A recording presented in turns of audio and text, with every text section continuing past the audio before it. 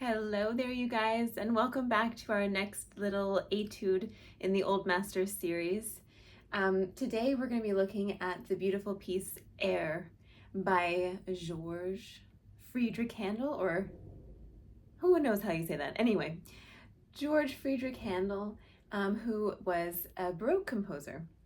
And it says he lived from 1685 to 1759, so a long time ago. And actually, Handel was really famous back in the day. He was like a rock star, apparently. I wouldn't know. But anyway, that's what I've heard through the grapevine, you know. So today we will be taking a look at the first half of this etude. And when I'm saying half, I mean that it's divided in two sections. So we're looking at the first section, the first half. But if you look at the music, it's not technically half of the page. So slightly confusing vocabulary word. The first half would be the first two lines because that's where we have our first ending, which goes back to the beginning, and then we will end in the second ending. So we're just going to be doing the first two lines today. I'm just trying to confuse you guys out there. So just the first two lines today, or this week to add to your practice. And in the next video, we'll look at the second half, which is 4 lines. So it's a little bit longer. There's an attached picture for those of you on Patreon. And for those of you on YouTube, you unfortunately don't have it, but you could always join Patreon. And there are many, many, many details that we'll be looking at today. So if you're on Patreon, go ahead and pull up that picture and we will look at the picture together. You can just play off of that if you'd like. And if you don't have the picture, there's a link in the description of the YouTube video where you can click and get the link from IMSLP. And you can scroll through to get the etude Air. So today, let's go ahead and start out by just penciling in a few little things in the first two lines together and understanding what's going on there. I'm going to play it for you first, though, so that you can hear what it sounds like, and then we'll get into the details. So I've put on our little picture, for those of you on Patreon, quarter note equals 72 because the speed is andante. And that's kind of a nice andante speed. I'm gonna play it for you with the repeat because the second time we play it is actually different dynamically. So I will try to convey that to you. So here we go, wish me luck. Just the first two lines. 1, 2, 3.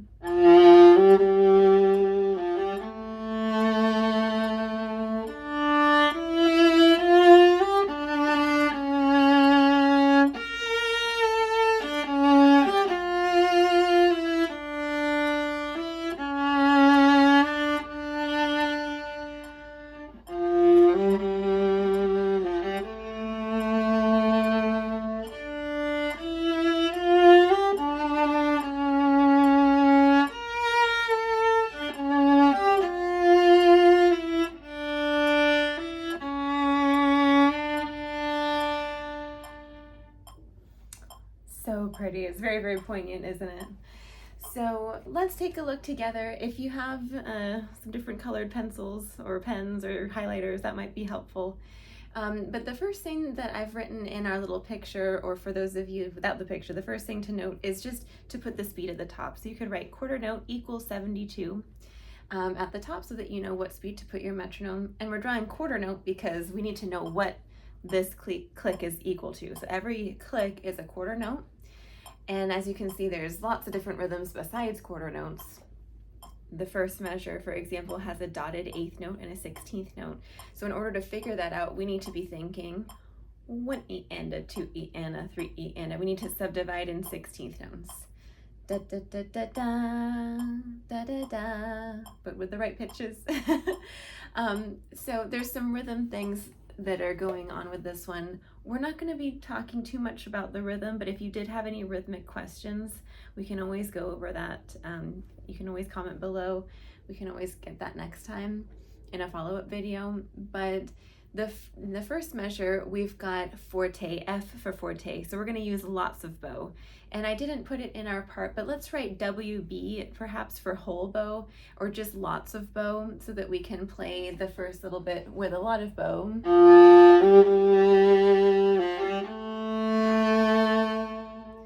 In the second measure, there's a swell, so you're going to,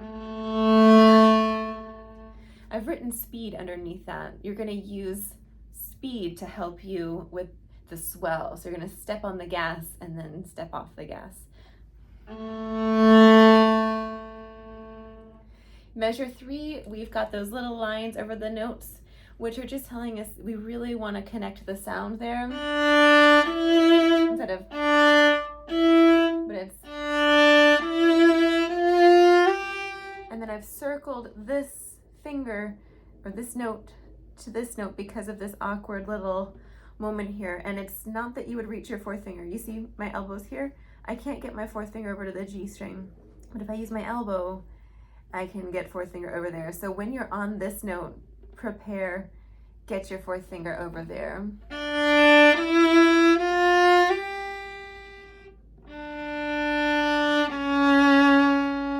All right, and then the end of the line on that C sharp, I've written prepare fourth finger over this note because the next note is actually an extended fourth finger. It's just a whole step apart. So if you think about it, I know we're going to go to the D string, but let's think about it on the G string since we're here. This is a C sharp. A half step higher than C sharp is D, and a half step higher than D is a D sharp, also known as an E flat. And if you go right across from that point, you get a B flat. So the distance between the fingers is just a whole step. So you can, on the G string, you can check and see if it really does sound like do, re.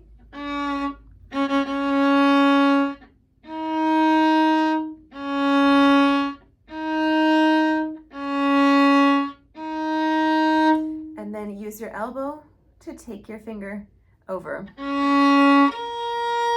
Because that's kind of a scary little moment there. So anyway, preparing the fourth finger on this little C sharp here. Fourth finger comes out, elbow. Fourth finger, watch this awkward little moment here. And then third finger, but in tune. That little awkward moment there, just watch out for that. That's definitely a tricky spot. In fact, these two measures that we've been talking about would be a great place to put number 1 over, because number 1 could be your first spot check that you look at. So when you begin your practice, you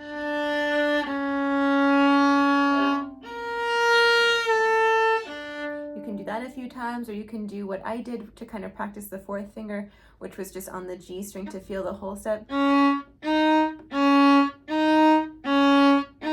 Use the elbow to take you over. So that could be step 1. Another little tricky moment is right after that. This fourth finger on the C sharp, so the third finger goes to G.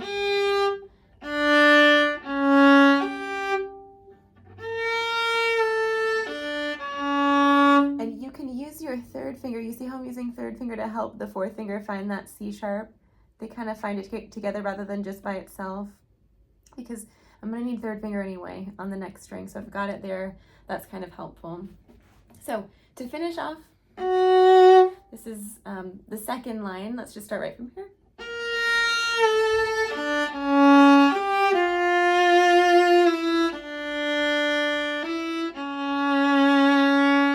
And then we're going to fade away to piano. But maybe we just don't get all the way back to the frog. Let's maybe get back to the middle of the bow.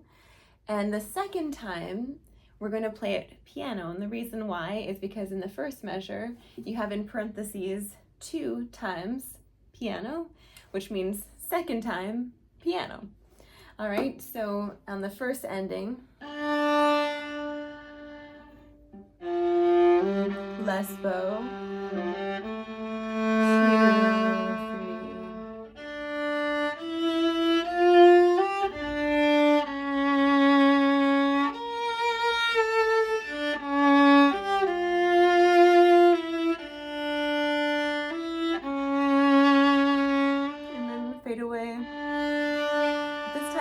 2, the frog, because the second half, which we're not going to look at today, starts forte. All right, so Anyway, all those details in the first little section. I hope you enjoy practicing this etude this week. Just remember that these etudes are also with piano, so you can make a pianist friend and maybe you can play some of these together just for fun. Have some fun playing music together, you know. There'll probably be challenging parts on both sides. So lots of love, you guys. Thank you so much for watching. Hope to see you on Patreon, and for those of you on Patreon, I hope you enjoy the class today, and I'll see you very soon.